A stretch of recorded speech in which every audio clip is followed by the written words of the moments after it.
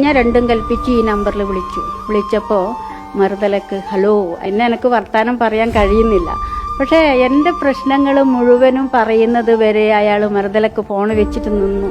ഞാൻ അദ്ദേഹത്തോട് പറയുന്നത് ഞാനൊരു വിധവയാണ്, ചെറിയ 3 കുട്ടികളാണ്, എൻ്റെ മകൻ സംസാരിക്കുന്നില്ല, കേൾക്കുന്നില്ല, പെട്ടെന്ന് അവൻ്റെ കണ്ണിന് വൈകല്യം വന്നു. അപ്പോൾ ഞാൻ ആകെ ജീവിതത്തോട് തോറ്റുപോയി. ഞാൻ എന്ത് ചെയ്യണം? അതിനുത്തരം അദ്ദേഹം പറഞ്ഞു, ആ കുട്ടി രക്ഷപ്പെടട്ടെ, അവന് കേൾക്കാൻ കഴിയല്ലോ, എത്ര പൈസ ആയാലും അത് ഞാൻ ഇവിടെ എത്തിച്ചു തരുന്നു. അപ്പം തന്നെ എന്നെ വിളിച്ച് ഫോണ് വെച്ചപ്പോൾ തന്നെ അവർ മിംസിൽ വിളിച്ച് പറഞ്ഞു.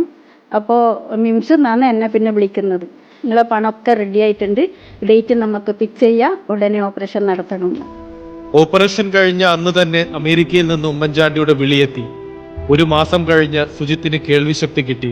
ആദ്യമായി ഫോണിലൂടെ അവൻ കേൾക്കേണ്ടത് ആരുടെ ശബ്ദമെന്ന് അമ്മയ്ക്ക് സംശയമുണ്ടായില്ല. ഇവൻ ആദ്യത്തെ ശബ്ദം അദ്ദേഹത്തിൻ്റെ കേട്ടത് ഹലോ. അദ്ദേഹം ഇങ്ങോട്ട് ഹലോ, അയാൾ ഹലോ എന്ന് പറയുമ്പോൾ അതിന് മറുപടി ഇവൻ ഹലോ എന്ന് പറഞ്ഞു.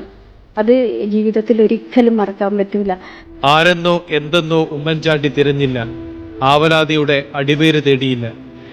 നിങ്ങൾ എവിടെയാണെന്നോ, നിങ്ങളെ രാഷ്ട്രീയം എന്താണെന്നോ, നിങ്ങളെ കുലം എന്താണെന്നോ, നിങ്ങളെ ജാതി എന്താണെന്നോ, മതം എന്താണെന്നോ അദ്ദേഹം ചോദിച്ചില്ല. പ്രശ്നം മാത്രം കേട്ടു. ഞാനൊരു ഇടതുപക്ഷ ചിന്താഗതിക്കാരിയാണ്. രണ്ടാളും 2 ധ്രുവങ്ങളിലാണ്. എങ്കിൽ പോലും നമ്മൾ അതൊന്നും ഇതിൽ ഒരു കാരണവശാലും കൂട്ടി യോജിപ്പിച്ചില്ല.